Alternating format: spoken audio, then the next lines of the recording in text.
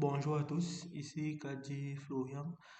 Aujourd'hui, nous allons continuer avec notre vidéo de prise en main du Raspberry Pi et principalement aujourd'hui, nous allons nous concentrer sur quelques lignes de commande car juste pour rappel, le Raspberry Pi est un système d'exploitation Linux qui utilise une distribution Debian et l'OS ici là s'appelle le Raspbian. Et pour une meilleure utilisation des systèmes d'exploitation, surtout qui tournent sur Linux, le meilleur moyen de s'y prendre, c'est d'utiliser les lignes de commande. Et les lignes de commande vont vous donner un accès ouvert au plus performant concernant l'utilisation de l'OS ou du système d'exploitation en question et il va vous permettre de pouvoir exécuter des commandes un peu plus poussées que de se contenter juste de l'interface visuelle. Pour ce faire, qu'est-ce que nous allons faire donc aujourd'hui? Juste pour quelques rappels, voici notre serveur, notre Raspberry Pi qui a démarré avec son interface graphique. Donc, si on clique ici, on aura les programmes qui sont disponibles. On aura la possibilité de présenter quelques programmes dans des prochaines vidéos, juste pour connaître comment ça se passe. On a l'accès rapide au navigateur, le gestionnaire de fichiers, l'invite de commande pour le terminal.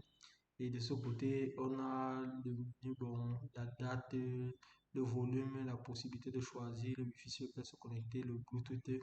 Et actuellement, on utilise un serveur VNC serveur pour pouvoir accéder à ce Raspberry Pi depuis notre machine.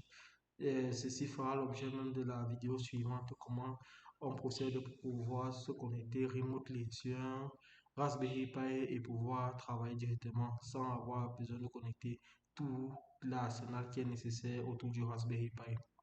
Ok.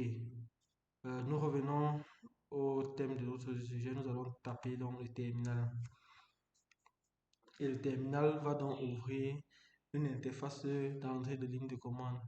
Juste pour rappel, voilà comment est subdivisée cette partie. Au premier, d'abord, on a le nom de l'utilisateur. L'utilisateur s'appelle ici Raspberry Pi. On a le arrobase pour spécifier vraiment que c'est l'utilisateur Raspberry Pi. Et on a le nom de l'appareil ou le nom du système en quelque sorte. Ici, c'est Raspberry Pi tout court.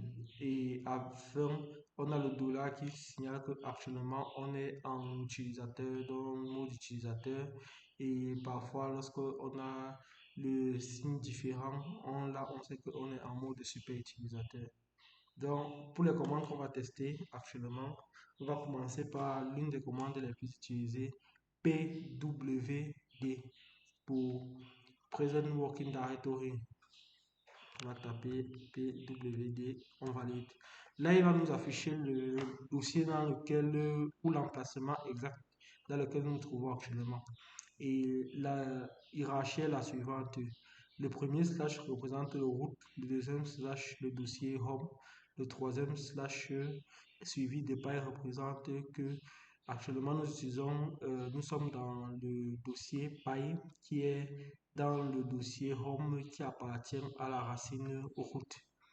Et actuellement, le paille est le fichier du nom d'utilisateur ou utilisateur que nous utilisons à ce moment. Pour afficher le contenu du dossier en cours, nous allons taper juste ls. Quand nous tapons ls, nous avons donc dans le dossier actuel euh, book self, desktop, document, download, musique, picture, public, template et vidéo. Ceci sont les documents qui sont actuellement contenus dans le dossier utilisateur Pi. Et juste pour représenter ça graphiquement, je vais venir à ce niveau, File Manager. Dans le File Manager, regardez Pi. Le Pi a exactement ce que nous venons de voir. Donc, voici le root, la racine. Voici le dossier home. Dans le dossier home, on a le dossier Pi et dans le dossier Pi, on a book, desktop, document, download, musique, picture, public, template en vidéo. C'est exactement les mêmes dossiers que nous avons. C'est exactement les mêmes dossiers que nous voyons au niveau de... Attendez, s'il vous plaît, juste un moment. je souhaiterais fermer, donc j'utilisais juste un raccourci. Ok, nous avons retrouvé exactement les mêmes fichiers ou les mêmes dossiers, désolé, autant pour moi, dans le dossier Raspberry Pi. Maintenant, on va juste faire quelques tests, hein. Là, on veut par exemple juste présenter quelques commandes. La prochaine commande qu'on va essayer de présenter ici, là, bon, on va juste créer par exemple un nouveau dossier mkd new folder et on affiche à nouveau mkd. Regardez, actuellement il y a un nouveau dossier qui vient d'apparaître, new folder. Et si je pars ici, voilà le même dossier qui est disponible. Ok, à ce niveau, je vais donc rebaisser encore minimize. Ok, on va se déplacer maintenant dans le dossier New Folder. Pour y arriver, on va faire cd change directory. On va dire New Folder. On peut utiliser la tabulation pour aller plus rapidement. On entre actuellement dans le dossier New Folder. Et à ce moment, on va donc retaper pwd pour Present Working Directory et la structure a changé. Home, on a maintenant slash home slash pi slash new folder. Et si on essaie de taper le contenu de new folder p list, on n'a rien dans ce new folder. Donc actuellement nous sommes déjà dans le new folder. Donc, dans le new folder, on va essayer de créer un nouveau fichier. Pour créer un nouveau fichier, bon, on va par exemple utiliser rapidement par exemple la commande qui s'appelle touch. On va dire new file.txt et on va valider. On va afficher le contenu à nouveau et vous voyez que dans new file on a maintenant dans new folder on a maintenant un fichier qui s'appelle new file et on peut toujours vérifier graphiquement que l'arborescence que nous tous les changements que nous effectuons en ligne de commande sont immédiatement répercutés au niveau de l'interface graphique. Donc on fait juste un lien entre ce qui se passe lorsqu'on exécute une ligne de commande et comment cela se répercute dans le système. Ok, on baisse à nouveau, désolé, on baisse à nouveau. Dans le new file, on a des new file, c'est le fichier qui vient d'être créé. Bon, il y a deux options. On va utiliser peut-être si on veut copier ce fichier ou on veut créer un nouveau, on va par exemple faire cp new file.txt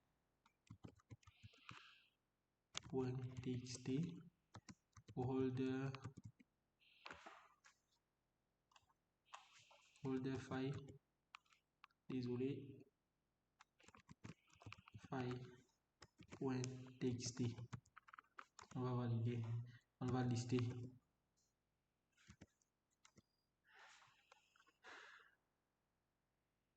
Désolé, encore une fois de plus, on voit effectivement qu'il y a maintenant deux fichiers. Donc, on a créé une copie du premier fichier new file en cliquant, en utilisant la commande cp pour créer un second fichier.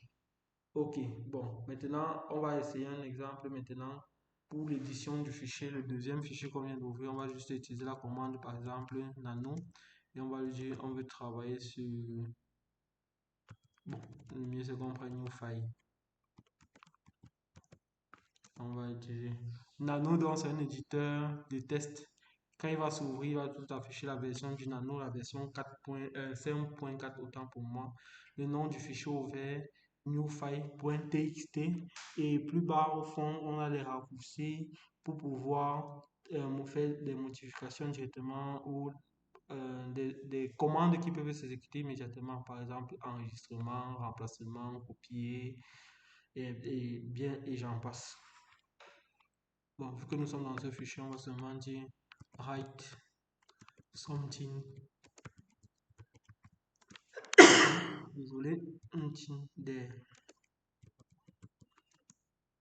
3 points de suspension. On va donc exécuter la commande CTRL X, le symbole ci, pour sortir du fichier. Il va nous poser la question, voulez-vous enregistrer le fichier save modify buffer? Je vais dire yes en tapant sur Y. Et là, il a enregistré le fichier. Donc, si je vais maintenant, je ressors maintenant et je retombe directement dans mon terminal.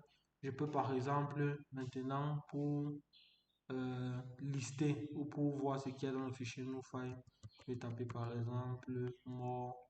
Bon, c'est facile. On va d'abord taper 4 NoFile txt et voilà ce qui se trouve à l'intérieur du fichier. 4, c'est pour l'abréviation de concaténation. Donc, il va lire le fichier d'un coup, il va afficher son contenu. Bon, et on peut utiliser la commande more. Il va toujours aussi lire le contenu. La différence, c'est que s'il y avait plusieurs lignes dans le fichier, more va afficher directement toutes les lignes du fichier, ligne par ligne, pendant que 4 va essayer de concaténer tout ça sur une seule ligne. Ok, à ce niveau, je pense qu'on a déjà présenté au moins une cinquaine. Bon, on va juste revenir au début, hein. Donc, les commandes, juste pour rappel, on a vu PWD, on a vu ls, mkd, fait 3, on a vu touch, on a vu cp, ça fait 5, on a vu nano, on a vu 4, on a fait déjà environ 7 à 8. Là, bon, quelle est la commande qui peut encore nous intéresser pour juste une prise en main? Bon, je pense que la majorité des commandes ou les commandes de base ont déjà été présentées à notre niveau. On va un peu regarder un peu des options un peu plus avancées. Donc, on va peut-être taper ls-de-6l, donc le paramètre long. Ça va nous permettre d'afficher, par exemple, la différence entre le fichier new file et le fichier holder file. On va pouvoir expliquer ça dans une prochaine vidéo, mais ceci, ce sont les autorisations qui sont sur le fichier. Le premier là veut dire par exemple que c'est bien un fichier, et si c'est un dossier, on aura plutôt par exemple UID à ce niveau. L'utilisateur peut par exemple lire et écrire dans read, write. Le groupe d'utilisateurs peut par exemple juste lire le fichier. Et en dernier, je pense que euh,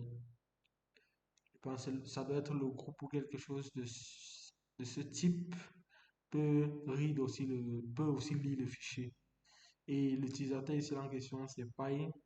Regardez la différence maintenant. Le contenu de new file, c'est 15 octets par 25, autant pour moi. Le order file est encore vide, donc c'est 0 octet et on a la date de la dernière modification. Donc ça, c'est juste pour connaître un peu une ligne de commande, une commande avec ses options, par exemple pour la commande liste qui est ls-l pour pouvoir afficher les paramètres longs. Sur ce, je pense que nous avons déjà un peu présenté l'ensemble, quelques commandes de base qui permettent déjà au moins de commencer à se familiariser avec l'invite de commande. Et il est, comme je viens de le rappeler au niveau au début de cette vidéo, il est très important ou quasiment primordial de savoir se familiariser avec le terminal et utiliser les commandes, car pour travailler sur Linux, c'est l'un des moyens les plus optimaux qui soit, parce que l'interface graphique n'est que là pour pouvoir proposer quelques options disponibles, et il arrivera même que vous aurez des serveurs qui n'ont pas d'interface graphique. Et à ce moment, le seul moyen de communiquer ou de pouvoir interagir avec ce serveur ou cette distribution Linux, ça sera juste par ligne de commande. Sur ce, je vous remercie et dans la prochaine vidéo, nous allons directement, comme nous avons dit, parler de ce serveur, comment accéder ou comment exécuter ces lignes de commande directement depuis une autre machine et se connecter à notre Raspberry Pi dans un réseau local. Sur ce, bonne soirée.